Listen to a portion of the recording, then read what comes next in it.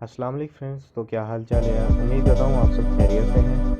आज आपके लिए 15 डिज़ाइन लेके आए जो कि लेटेस्ट हैं। आप देख सकते हैं ये डिज़ाइन ज़्यादातर लंबाई में है।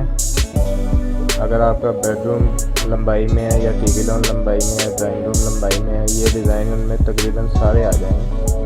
हाँ, शर्त ये है कि आपकी जो फरमाइश है वो चौड़ाई में थोड़ी सी ज़्यादा होनी चाहिए। जैसे आप देख सकते हैं डबल फैन है, टीवी लॉन है। अगर आपका बेडरूम कोई ऐसा है तो आप लंबाई में कर सकते हैं। ये बेडरूम का डिज़ाइन है।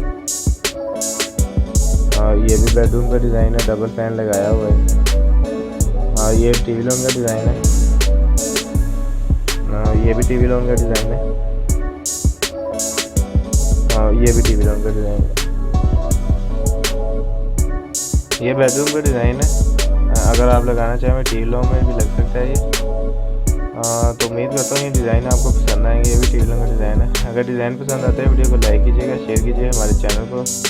मैं चलता हूँ, इंशाल्लाह मिलेंगे नेक्स्ट वीडियो में। तब तक के लिए अल्लाह हाफिज़।